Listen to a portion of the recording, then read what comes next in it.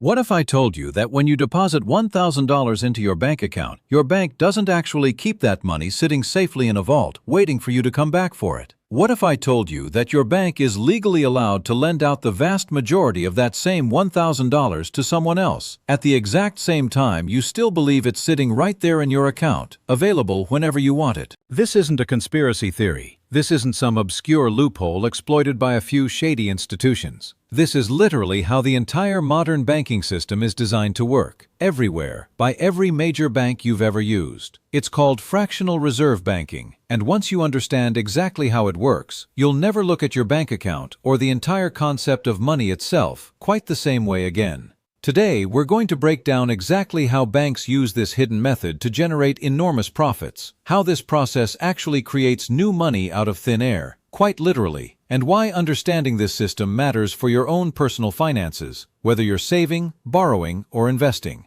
This is a deep, detailed topic, so stay with me all the way through, because the implications in the final section are honestly some of the most important and most overlooked financial concepts most people never learn. Let's start with the basic mechanics, because understanding exactly what happens the moment you deposit money into a bank is the foundation for everything else in this video. When you walk into a bank or open an app and deposit $1,000, you naturally assume that money is now sitting there, physically or digitally, waiting for you. This assumption feels obvious, almost too basic to even question. But here's what actually happens behind the scenes. Banks are required by regulators to keep only a small fraction of that deposit on hand, historically often somewhere between 3% and 10%, depending on the country and specific regulations in place, sometimes even lower in certain modern regulatory environments. This is called the reserve requirement. The rest of your deposit, the vast majority of it, is legally available for the bank to lend out to other customers, in the form of mortgages, business loans, car loans, credit lines, and countless other lending products. So if you deposit $1,000 and the reserve requirement is 10%, the bank is required to keep only $100 on hand and is free to lend out the remaining $900 to someone else entirely. That $900 doesn't disappear from your account. You still see the full $1,000 balance whenever you check your account. But that same $900 is simultaneously out in the world, in someone else's hands, being spent on a car, a home renovation, a business expansion, or countless other things. Now, here's where this gets genuinely mind-bending, and this is the part most people have never actually had explained to them clearly. When that $900 gets lent out and deposited into another bank account, whether at the same bank or a different one, that new bank, receiving that $900 deposit, is once again only required to hold a small fraction of it in reserve and is free to lend out the rest. So, if that second bank also operates under a 10% reserve requirement, they keep $90 and lend out $810. And when that $810 gets deposited somewhere else, the exact same process repeats again and again and again, each time creating new lending capacity from what was originally just a single $1,000 deposit. This process is called the money multiplier effect, and it's the actual mechanism by which banks collectively create significantly more money in circulation than physically exists in the form of actual currency and central bank reserves. That original $1,000 deposit, through this repeating cycle of lending and redepositing, can eventually generate several $1,000s worth of total money circulating throughout the economy, all stemming from that single initial deposit. Let's pause here and let that sink in properly, because this is genuinely one of the most counterintuitive concepts in all of personal finance and economics. Money in the modern banking system isn't simply a fixed quantity of currency sitting in vaults and accounts. Much of the money that exists in the economy is actually created through this exact lending process, essentially generated into existence through bookkeeping entries as banks extend loans based on the deposits they've received. This is precisely why fractional reserve banking is sometimes described as banks having the ability to create money, not through printing physical currency, which is a completely separate process handled by central banks, but through this cycle of deposits, loans, and redeposits that expands the total money supply far beyond the original physical currency that started the entire chain. Now let's talk about why banks are so eager to do this, because understanding the profit motive behind this system reveals exactly why it's structured the way it is. Banks make money primarily through something called interest rate spread. the difference between the interest rate they pay you on your deposits and the interest rate they charge borrowers on loans. If a bank pays you, say, 0.5% interest on your savings account, but charges a borrower 6% interest on a mortgage or personal loan, using money that was largely made possible by your original deposit, that difference, that spread, represents pure profit for the bank. And because of the money multiplier effect we just discussed, banks aren't just earning this spread on your original $1,000 deposit. Through the repeating cycle of lending and redepositing throughout the banking system, they're effectively earning interest income on a multiple of that original amount, all stemming from your single initial deposit sitting in your account. This is exactly why banks are so aggressive about encouraging deposits, offering checking accounts, savings accounts, and countless incentives to get your money sitting in their institution. It's not primarily because they need a safe place to store your money on your behalf out of some sense of customer service. It's because your deposits are literally the raw material that allows them to generate significantly more lending activity and therefore significantly more interest income than the deposit amount alone would suggest. Let's walk through a slightly more detailed numerical example, because seeing this money multiplier effect play out with real numbers makes the concept far easier to fully grasp than simply describing it in the abstract. Imagine an economy with a 10% reserve requirement, and imagine you deposit $10,000 into Bank A. Bank A keeps $1,000 in reserve and lends out $9,000 to a small business owner looking to expand their operations. That business owner uses the $9,000 to pay a supplier, who then deposits that $9,000 into Bank B. Bank B, following the same 10% reserve requirement, keeps $900 and lends out $8,100 to someone applying for a car loan. That $8,100 gets spent at a car dealership, which deposits it into Bank C. Bank C keeps $810 and lends out $7,290, and this cycle continues again and again, each time slightly shrinking as reserves are set aside along the way. If you were to add up every single deposit created throughout this entire chain, starting from your original $10,000, the theoretical maximum total money supply created from that single deposit under a 10% reserve requirement could reach as high as $100,000, 10 times the original amount, assuming the cycle continued indefinitely and every single dollar lent out eventually got redeposited somewhere within the banking system. In reality, this theoretical maximum rarely gets reached, since not every loan gets immediately redeposited. Some money gets held as physical cash, some loans default, and various other real-world frictions slow down or limit this multiplier effect. But even accounting for these real-world limitations, the multiplier effect remains substantial, which is exactly why economists and central bankers pay such close attention to reserve requirements and lending activity when trying to understand and manage the overall health of an economy. This also helps explain something that often confuses people when they first learn about this system. How is it possible for the total amount of money in an economy to be significantly larger than the total amount of physical currency and central bank reserves actually in existence? The answer lies entirely in this multiplier effect. Most of the money that exists in a modern economy isn't physical cash at all. It exists purely as digital entries in bank ledgers, created through this repeating cycle of deposits and loans. Economists often refer to this broader measure of money, including all these bank-created deposits, using terms like M1 or M2, which are significantly larger than the narrower measure of just physical currency and central bank reserves alone, precisely because of this lending and redepositing cycle we've just walked through. It's worth pausing here to address a common misconception that sometimes arises once people learn about this system for the first time. Some people, upon learning that banks can create money through this lending process, jump to the conclusion that this means banks can create unlimited money without any real constraint or consequence. This isn't accurate. Banks are constrained by several important factors beyond just the reserve requirement itself. They need borrowers who are actually willing and able to take out loans and who are deemed creditworthy enough to repay them. They need to maintain enough capital, separate from customer deposits, to absorb potential loan losses without becoming insolvent. They're subject to ongoing regulatory oversight and stress testing designed specifically to prevent excessive or reckless lending. And ultimately, if a bank makes too many bad loans that borrowers fail to repay, that bank can face serious financial trouble, regardless of how the money multiplier effect theoretically works on paper. So while banks do have a genuine ability to expand the money supply through lending, this ability operates within a framework of real constraints, risks, and consequences, not as some unlimited, consequence-free money creation machine. Now let's connect this back to a historical example that illustrates exactly what can happen when this system experiences genuine stress, because understanding a real historical case makes these abstract concepts feel significantly more concrete and relevant.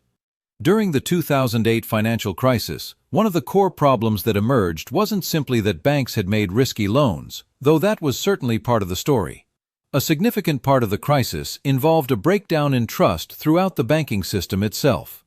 Banks became increasingly uncertain about which other banks were holding risky, potentially worthless assets on their books, which made banks significantly more reluctant to lend to each other, even for very short periods, which is a completely normal part of how banks manage their day-to-day liquidity under this fractional reserve system. This breakdown in interbank lending, combined with a wave of depositor and investor panic, created exactly the kind of systemic stress that fractional reserve banking is structurally vulnerable to, requiring massive intervention from central banks and governments around the world to prevent a much larger collapse of the entire financial system. This historical example illustrates something important about the topic of this entire video. Fractional reserve banking isn't inherently dangerous or reckless under normal circumstances. It's a system that has functioned reasonably well for generating economic growth and expanding access to credit for well over a century. But it does carry genuine structural vulnerabilities, particularly around trust, liquidity, and the mismatch between how much cash banks actually hold versus how much depositors believe is available to them at any given moment.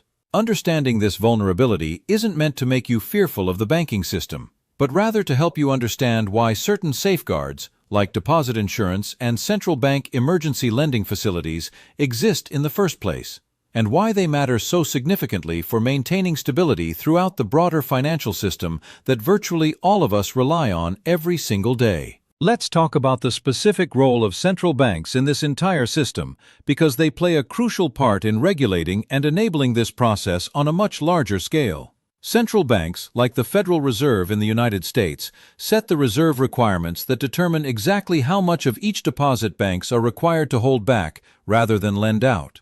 By adjusting this requirement, central banks can effectively expand or contract the total amount of money circulating throughout the economy. Lower reserve requirements mean banks can lend out a larger percentage of deposits, which tends to expand the money supply and stimulate economic activity, since more money becomes available for spending, investing, and business expansion.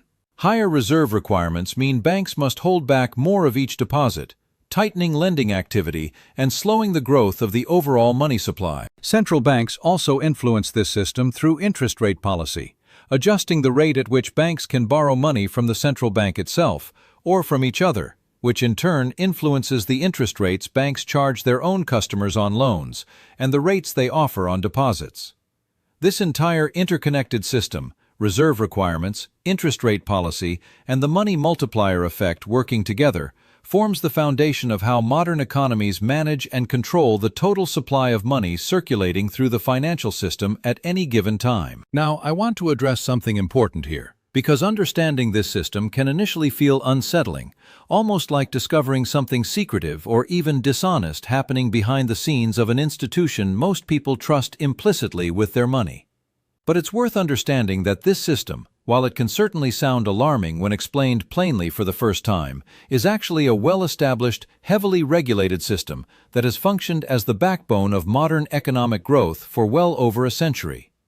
The ability of banks to lend out deposits, rather than simply storing them idly, is precisely what allows entrepreneurs to get business loans, families to get mortgages, and economies to grow and expand over time. Without this lending mechanism, economic activity would be dramatically more constrained, limited essentially to whatever physical currency happened to exist at any given moment, without any mechanism for expanding credit and investment based on the trust and stability of the banking system as a whole.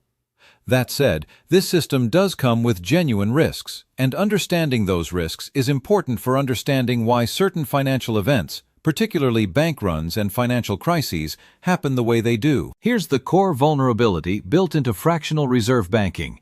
Because banks only keep a small fraction of deposits on hand at any given time, if a large number of depositors suddenly demand to withdraw their money all at once, the bank simply doesn't have enough physical cash or reserves on hand to satisfy all those withdrawal requests simultaneously.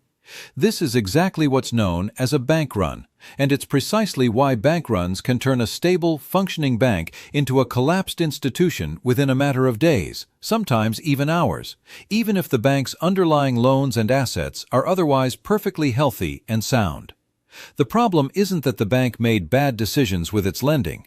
The problem is the fundamental structural mismatch between having only a small percentage of deposits available as immediate cash, while depositors believe, understandably, that their entire deposit is available to them at any moment they choose to request it. This vulnerability is exactly why governments and central banks have developed various safeguards over the decades to prevent this kind of collapse from happening as easily as it once did. Deposit insurance, for example, guarantees that even if a bank does fail, depositors will still receive their money back, up to a certain insured limit, funded through a government-backed insurance system that banks pay into. This insurance exists specifically to prevent the kind of panic-driven bank runs that were common historically. Because if depositors know their money is protected, regardless of what happens to the bank itself, they have far less incentive to panic and withdraw everything at the first sign of trouble, which in turn makes the entire banking system significantly more stable overall. Central banks also serve as what's sometimes called a lender of last resort, meaning that in situations where a bank faces a sudden, overwhelming demand for withdrawals, the central bank can step in and provide emergency funding to help that bank meet its obligations, preventing a temporary liquidity crunch from turning into a full-blown collapse. This function has played a critical role in preventing many potential banking crises throughout modern financial history from spiraling into the kind of catastrophic, cascading failures that were more common in earlier eras before these protective mechanisms existed. Now let's talk about why understanding all of this actually matters for your own personal finances. Because this isn't just an abstract academic topic. It has genuinely practical implications for how you think about your own money. The first practical implication is understanding why your savings account interest rate is often so low, especially compared to what banks charge on loans and credit cards. Since banks are essentially using your deposits as the raw material for their lending business, and since deposits are relatively easy for them to attract simply by offering a checking or savings account, banks generally don't need to offer particularly generous interest rates to get you to deposit your money with them. Understanding this dynamic can help you make more informed decisions about where to keep your own savings, recognizing that shopping around for higher-yield savings accounts, rather than passively accepting whatever your primary bank offers, can meaningfully impact how much your own money actually earns while sitting in an account. The second practical implication involves understanding the true nature of the money in your bank account. When you see a balance of $10,000 in your checking account, it's worth recognizing that this number represents a claim on money, an obligation the bank owes you, rather than $10,000 in physical currency literally sitting in a vault with your name attached to it. Under normal circumstances, this distinction doesn't matter much in your daily life. You can withdraw, spend, and transfer that money exactly as if it were physically sitting there waiting for you. But during periods of genuine banking instability, understanding this distinction becomes significantly more relevant, which is exactly why deposit insurance limits matter, and why spreading larger amounts of money across multiple insured institutions, rather than concentrating an enormous amount in a single bank account beyond insured limits, can be a genuinely prudent financial decision for people with substantial savings. The third practical implication relates to understanding interest rates more broadly, both on your savings and on any loans or credit you might have. Since the entire fractional reserve system is deeply influenced by central bank policy, changes in central bank interest rates ripple through the entire economy, affecting everything from mortgage rates to credit card interest to the yield on your savings account. Understanding this connection can help you make more informed decisions about timing major financial decisions, like taking out a mortgage or refinancing existing debt, based on a broader understanding of where interest rates are heading and why. rather than treating these rate changes as random, unexplained fluctuations disconnected from any underlying system. The fourth practical implication, and this one is particularly relevant given the topic of this entire video, is understanding that the interest rate spread we discussed earlier, the gap between what banks pay depositors and what they charge borrowers, represents a genuine opportunity for you personally, not just for the bank. If you have excess savings sitting in a low-yield checking or savings account, you're essentially providing banks with the raw material for their lending business while earning very little in return yourself. This is exactly why so much of what we've discussed in previous videos about moving excess savings into higher yield accounts or genuine long-term investments matters so much. You have the ability to capture a meaningfully larger share of that interest rate spread yourself, rather than leaving the vast majority of that value on the table for your bank to capture instead, simply by understanding where your money is sitting and making more deliberate choices about it. Let's also talk briefly about how this system has evolved with the rise of digital banking and fintech companies, because the fundamental mechanics we've discussed remain largely the same, but the landscape around them has changed significantly in recent years. Many newer digital banks and financial technology companies have emerged specifically offering higher interest rates on savings accounts than traditional brick-and-mortar banks, partly because they often have lower overhead costs, and partly because they're competing aggressively for deposits in an increasingly crowded marketplace. This increased competition has generally been beneficial for consumers, creating more pressure on traditional banks to offer more competitive rates than they might have otherwise, precisely because customers today have more visibility and more alternatives than they did in previous decades, when switching banks felt significantly more cumbersome and less common. It's also worth understanding that this fractional reserve system extends beyond just traditional checking and savings accounts.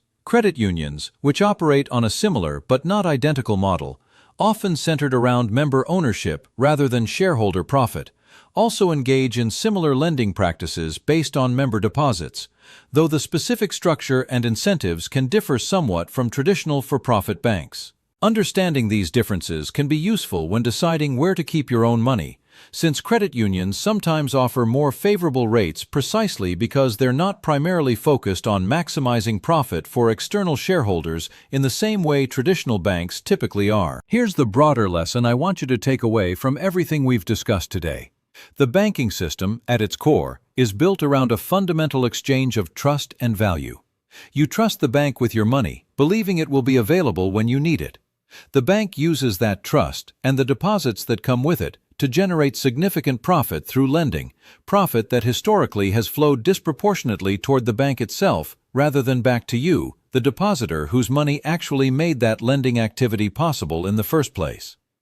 Understanding this system doesn't mean you should distrust banks entirely or withdraw all your money and keep it under a mattress somewhere, which would expose you to an entirely different set of risks and inconveniences. What it does mean is that you can approach your relationship with your bank far more strategically, understanding exactly what's happening with your money, and making deliberate choices about where different portions of it sit, rather than simply accepting whatever default arrangement your bank happens to offer without ever questioning it. This understanding also connects directly back to everything we've discussed in previous videos about the difference between saving and investing, and about the hidden cost of leaving excess money sitting passively in low-yield accounts. Now you understand, at a much deeper level, exactly why banks are able to offer such low returns on deposits while charging significantly higher rates on loans, and exactly why taking a more active, informed approach to where your own money sits can make such a meaningful difference in your own long-term financial outcomes. If this video changed the way you think about what actually happens to your money once it enters your bank account, hit that like button, share it with someone who's never had this system explained to them clearly before, and subscribe to this channel so you don't miss the next video, where we'll break down exactly how to choose between traditional banks, online banks, and credit unions, based on everything we've discussed today about how this entire system actually works. Because understanding money isn't just about how much you have, it's about understanding what actually happens to it and who actually benefits once it leaves your hands and enters a system most of us never fully understood until right now. See you in the next video. Until then, take a closer look at your own bank statement and consider whether your money is actually working as hard for you as it's working for your bank.